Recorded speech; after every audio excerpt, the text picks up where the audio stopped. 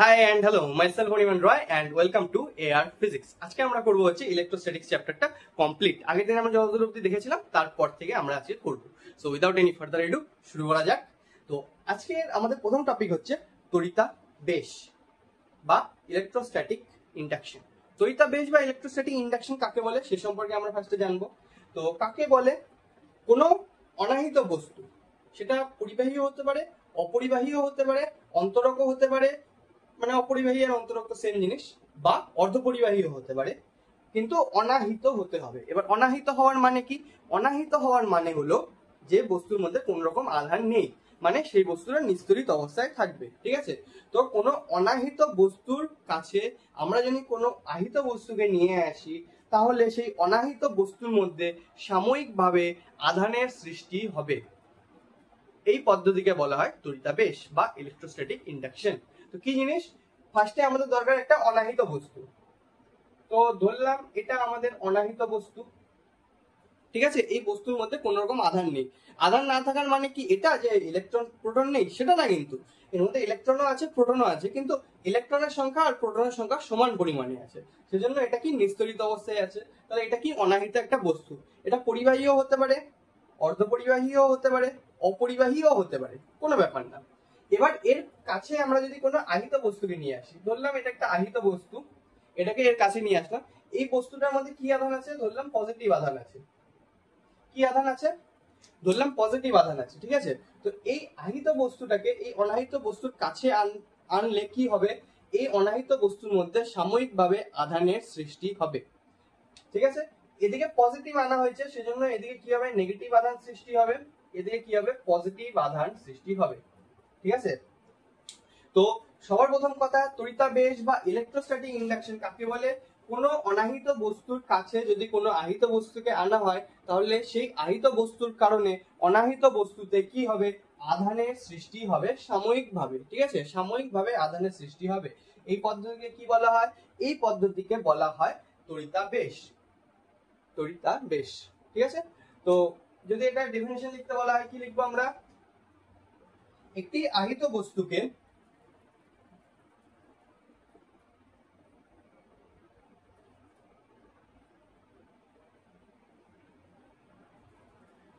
একটি অনাহিত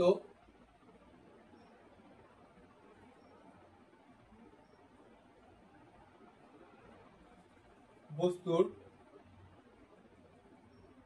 কাছে এনে তাকে আহিত সাময়িকভাবে, ওকে সাময়িকভাবে সবসময় রাখতে হবে, কারণ পার্মানেন্ট হবে না, সাময়িকভাবে হবে।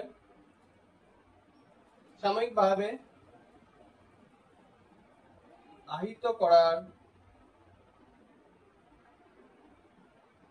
পদ্ধতিকে বলে তড়িতাধান। ঠিক আছে? কোন বস্তুকে, কোন আহিত বস্তুকে কোন একটি অনাহিত বস্তুর কাছে এনে তাকে সাময়িকভাবে আহিত করার পদ্ধতিকে কি বলে? তড়িতাধান বলে। ঠিক আছে?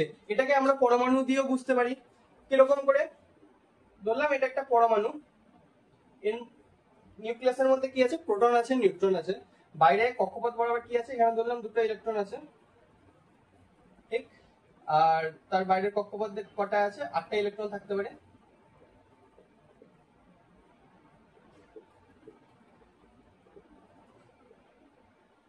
আটটা ইলেকট্রন আছে, ঠিক আছে? এবার এটার পাশে আমি কি নিয়ে আসলাম? একটা আহিত বস্তুকে নিয়ে আসলাম। ঠিক আছে? এটা কি এই পরমাণুটার মধ্যে কি আছে? ভিতরে নিউক্লিয়াসের মধ্যে যতগুলা পরমাণু, যতগুলা প্রোটন আছে, বাইরে কক্ষপথে ততগুলা ইলেকট্রন আছে, সেজন্য এই পরমাণুটা কি? নিস্তড়িত। ঠিক? এবার এর পাশে কাছে আমি যদি কোনো একটা আহিত বস্তুকে নিয়ে আসি, তাহলে কি হবে? তাহলে দাঁড়াবে আমাদের এরকম টাইপের, এরকম টাইপের হয়ে যাবে যে পজিটিভ এদিকে থাকবে, নেগেটিভ গুলা এদিকে অ্যাট্রাক্ট হয়ে যাবে।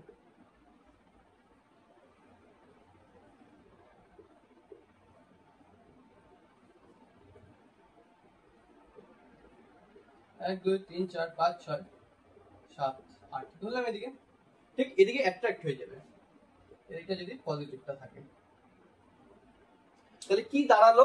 এটা একটা অনাহিত বস্তু ছিল, ঠিক, অনাহিত একটা পরমাণু ছিল, এটা বস্তু ছিল, এটা পরমাণু ছিল, তার পাশে কি আনলাম, একটা আহিত বস্তুকে আনলাম যেটার মধ্যে পজিটিভ চার্জ আছে। তাহলে এই ইলেকট্রন গুলা কি করবে, এই পজিটিভকে আকর্ষণ করবে, এই ইলেকট্রন গুলা কি করবে, এই পজিটিভকে আকর্ষণ করবে, তাই না? পজিটিভকে আকর্ষণ করার চেষ্টা করবে সব ইলেকট্রন, সেজন্য সব ইলেকট্রন গুলো কি হয়ে যাবে, এদিকে শিফট হয়ে যাবে, এই যে পজিটিভ যে বস্তুটা, এই বস্তুটার কাছে শিফট হয়ে যাবে, এদিকে চলে আসবে। আর এই পজিটিভ আর এই পজিটিভ কি করবে, পরস্পরকে বিকর্ষণ করবে, যার জন্য এটার থেকে এটা দূরে চলে যাবে। তাহলে কি দাঁড়ালো, পরমাণুর এই পাশটা সাময়িকভাবে কি তৈরি হলো, নেগেটিভ আধান তৈরি হলো, এই পাশটা কি তৈরি হলো, এই পাশটা পজিটিভ আধান তৈরি হলো। হলো কিনা এতদূর অব্দি বোঝা গেল? কোন একটা অনাহিত বস্তু, ঠিক, এটা একটা অনাহিত বস্তু, এর মধ্যে প্রোটন আর ইলেকট্রনের সংখ্যা সমান, এর পাশে আমরা একটা কি নিয়ে আসলাম, এর পাশে আমরা একটা আহিত বস্তুকে নিয়ে আসলাম যার মধ্যে পজিটিভ আধান আছে। এর মধ্যে নেগেটিভ আধানও থাকতে পারে, কোনো ব্যাপার না, এখানে যদি নেগেটিভ থাকে তাহলে এখানে পজিটিভ হবে, এখানে নেগেটিভ হবে, এরকম টাইপের। এই জিনিসটাই এরকম হতে পারে যে আমি যে বস্তুটা আনলাম ওটা নেগেটিভ ছিল, তাহলে এই অনাহিত বস্তু এই পাশে কি তৈরি হবে, বা পজিটিভ তৈরি হবে, ওই পাশে কি তৈরি হবে, নেগেটিভ আধান তৈরি হবে, ঠিক আছে? তো এখন আমরা ধরলাম যে পজিটিভ আধানকে নিয়ে আসলাম, তাহলে কি হবে, এদিকে নেগেটিভ এদিকে পজিটিভ আধান তৈরি হবে, তাহলে এটা কি হলো, সাময়িকভাবে কি হলো, আহিত হলো, মানে আধানের সৃষ্টি হলো, সেটাকে কি বলে, তড়িতাধান বলে, ঠিক আছে? তড়িতাধান বলে বা ইলেকট্রোস্ট্যাটিক ইন্ডাকশন বলে। পরমাণু দিয়ে আমরা বুঝলাম কি কেমন করে হয়, একটা পরমাণু, তার নিউক্লিয়াসে কি থাকে, প্রোটন থাকে, চারপাশে কক্ষপথ বরাবর ইলেকট্রন থাকে। এর পাশে যদি আমরা কোনো আহিত বস্তুকে নিয়ে আসি, তাহলে এই আহিত বস্তু পজিটিভ আর এই ইলেকট্রন গুলো পরস্পরকে আকর্ষণ করবে, সেজন্য এগুলো কি হয়ে যাবে, আহিত বস্তুর কাছে চলে আসবে। আর এই ভিতরে নিউক্লিয়াসের পজিটিভ আর বস্তুটার পজিটিভ, এই দুটো পরস্পরকে বিকর্ষণ করবে, ওই জন্য এই দুটো পরস্পর থেকে দূরে চলে যাবে। তাহলে এই পরমাণুর মধ্যে এই পাশটায় সব নেগেটিভ আসলো, ওই পাশটায় সব পজিটিভ চলে গেল, তাহলে এই পাশটায় কি হলো, নেগেটিভ আধান তৈরি হলো, এই পাশটায় কি হলো, পজিটিভ আধান তৈরি হলো। তো পজিটিভের কাছাকাছি জায়গায় কি থাকে, নেগেটিভ আধান, পজিটিভের থেকে দূরে কি থাকে, পজিটিভ আধান। ঠিক, বোঝা গেল? এই জিনিসটাকে কি বলা হয়, এই জিনিসটাকে বলা হয় হচ্ছে তড়িতাধান। ঠিক আছে, বোঝা গেল? একটা ছবি তুলে নেই। নাইস। এবার এর কিছু ব্যাপার আছে, কিছু জিনিস, কিছু নাম সম্পর্কে আমাদের জানতে লাগে এর মধ্যে।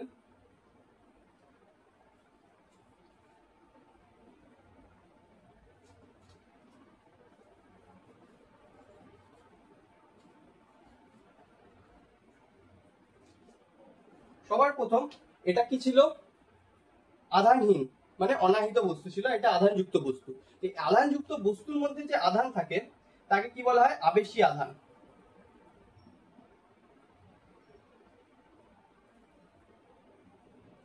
যে আধানের জন্য অনাহিত বস্তুর মধ্যে আধানের সৃষ্টি হয়, যে আধানের জন্য তড়িতাধান হয়, সেই আধানকে কি বলা হয়, আবেশী আধান বলা হয় বা ইনডিউসিং চার্জ বলা হয়।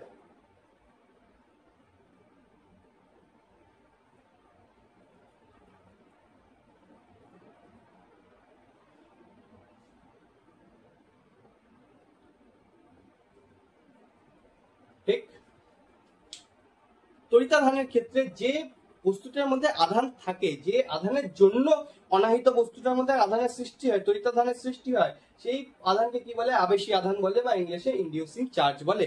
আর এই আবেশী আধানের জন্য অনাহিত বস্তুর মধ্যে যে আধানের সৃষ্টি হয় বা যে আধানের তৈরি হয়, সেই আধানকে কি বলে, আবিষ্ট আধান। এই আধানকে কি বলে, আবিষ্ট আধান বা ইনডিউসড চার্জ। এটা কি ইনডিউসিং চার্জ যার জন্য হচ্ছে, আর এটা ইনডিউসড চার্জ যে জন্য হলো। ঠিক, তো তড়িতাধানের জন্য যে চার্জের দরকার সেটাকে কি বলে, আবেশী আধান বলে। আর আবেশী আধানের জন্য যে আধানের সৃষ্টি হয় সেটাকে কি বলে, আবিষ্ট আধান বলে। ঠিক আছে, এবার এই আবেশী আধানের নিকটবর্তী প্রান্তে যে আধানের সৃষ্টি হয় সেটাকে কি বলে, বদ্ধ আধান বলে। আর তার দূরবর্তী প্রান্তে যে আধানের সৃষ্টি হয় তাকে মুক্ত আধান বলে। ঠিক আছে, এটা সাময়িকভাবে হয়। এই বস্তুটাকে আমি যদি দূরে সরাই নিয়ে চলে যাই, তাহলে কিছুক্ষণের মধ্যে এটা আবার নিস্তরিত হয়ে যাবে। ওকে, তো আবেশী আধানের নিকটবর্তী প্রান্তে যে আধানের সৃষ্টি হয় সেটাকে বদ্ধ আধান বলে, দূরবর্তী প্রান্তে যে আধানের সৃষ্টি হয় সেটাকে মুক্ত আধান বলে। ঠিক আছে। আবেশী আধান কাকে বলে? যার জন্য তড়িতাধানের সৃষ্টি হয় তাকে আবেশী আধান বলে।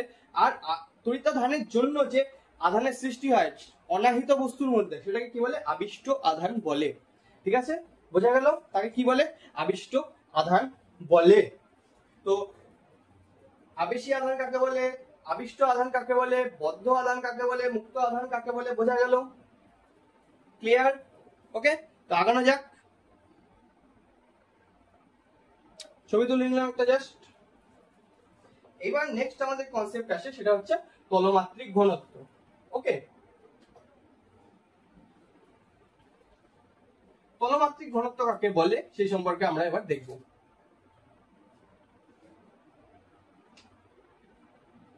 ধরলাম এটা একটা বস্তু, একটা বল, এর মধ্যে কি আছে? কিউ পরিমাণ আধান আছে। ঠিক আছে, তো এই আধানটা কি থাকবে? এই বলের ক্ষেত্রফল বরাবর চারিদিকে ছড়ায় থাকবে। যেমন এটা একটা যদি বস্তু ধরি, এর চারপাশে এর মধ্যে যদি কিউ পরিমাণ আধান থাকে, তাহলে আধান শুধুমাত্র এদিকে থাকবে না, বা শুধুমাত্র এদিকে থাকবে না, এদিকেও থাকবে, এদিকেও থাকবে, এদিকে উপরে নিচে চারিদিক দিয়ে ছড়ায় থাকবে, তাই না? আধান কি থাকবে? এই বস্তুটার চারিদিক দিয়ে ছড়িয়ে থাকবে। ঠিক, তো এই বস্তুটার টোটাল ক্ষেত্রফলের মধ্যে কতটা পরিমাণ আধান আছে? কিউ পরিমাণ। ধরলাম এই বস্তুটার ক্ষেত্রফল এ, তাহলে এ পরিমাণ ক্ষেত্রফলের মধ্যে কতটা পরিমাণ আধান আছে? কিউ পরিমাণ। তাহলে একক পরিমাণ ক্ষেত্রফলে কতটা পরিমাণ আধান থাকবে? সিম্পল, কিউ বাই এ আমরা লিখতে পারি, রাইট? কিউ বাই এ। তো এই যে কিউ বাই এ, এই যে রাশিমালাটা আসলো, এটাকে কি বলা হয়? তলমাত্রিক ঘনত্ব। ওকে, সিম্পল। তলমাত্রিক ঘনত্ব সিগমা দিয়ে রিপ্রেজেন্ট করা হয়, সেটা হচ্ছে কিউ বাই এ, টোটাল আধান বাই টোটাল ক্ষেত্রফল। তো কাকে বলে?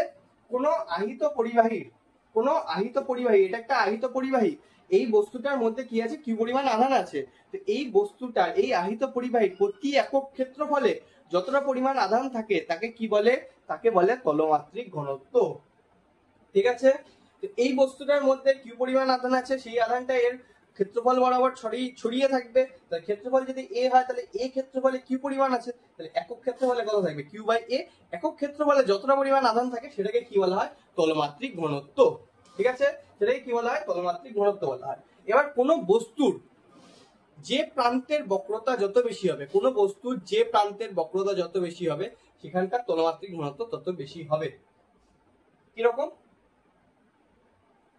এটা ধরলাম একটা আয়তক্ষেত্রাকার কোন বস্তু, এই বস্তুর এই জায়গাটা কি? সরল রেখা, রাইট? এখানে কোনো বক্রতা নেই, তাহলে এখান থেকে তলমাত্রিক ঘনত্ব হলো এতটা আছে। এবার এখান থেকে এখানে ঘুরে গেল, এই জায়গাটা একটা বক্রতার সৃষ্টি হলো, রাইট? তাহলে এখানে কি হবে? তলমাত্রিক ঘনত্ব বেশি হবে। আবার এটা কি? সরল রেখা, তাহলে এই বরাবর কি হবে? এখানে যতটা ছিল ততটা পরিমাণে থাকবে। আবার এখানে কি হলো? বক্রতার সৃষ্টি হলো, ঘুরে গেল এখানে, তাহলে এখানে কি হবে? তলমাত্রিক ঘনত্ব আবার বেশি হবে। আবার এটা সরল রেখা, তাহলে এই বরাবর কি হবে? সমান পরিমাণ থাকবে। তারপর এই জায়গাটা আবার ঘুরে গেল, তাহলে এই জায়গাটা কি হবে? আবার তলমাত্রিক ঘনত্ব বেশি হবে। এই জায়গাটা সমান না সমান হবে, এই জায়গাটা আবার বেশি হবে, এরকম টাইপের। তো তলমাত্রিক ঘনত্ব কি থাকে? আধান কি থাকে? যে জায়গাটায় বক্রতা বেশি থাকে সেই জায়গাটায় আধান তত বেশি সঞ্চিত থাকে। আধান যত বেশি সঞ্চিত থাকবে সেই জায়গার তলমাত্রিক ঘনত্ব তত বেশি হবে। এমনি যদি ত্রিভুজের আমরা ধরি, তাহলে ত্রিভুজের ক্ষেত্রে কি ধরবো? এই জায়গা বরাবর সমান হবে, এই জায়গাটায় যেহেতু অ্যাঙ্গেল তৈরি হলো, একটা বক্রতা সৃষ্টি হলো, ওই জন্য এখানে তলমাত্রিক ঘনত্ব বেশি। এই জায়গাটা সমান, এই জায়গাটায় আবার বক্রতা, এই জায়গাটা সমান, এই জায়গাটায় আবার বক্রতা, এইভাবে হবে। ঠিক, তলমাত্রিক ঘনত্ব আমরা এভাবে দেখাতে পারি। এবার এই তলমাত্রিক ঘনত্বের কি হয়? আধান। ঠিক, তো সিজিএস, সরি আরেকবার লিখি, সিজিএস পদ্ধতিতে এর আধানের হচ্ছে STAT stat coulomb into centimetre to the power -2, আর এসআই তে একক হচ্ছে coulomb into metre to the power -2।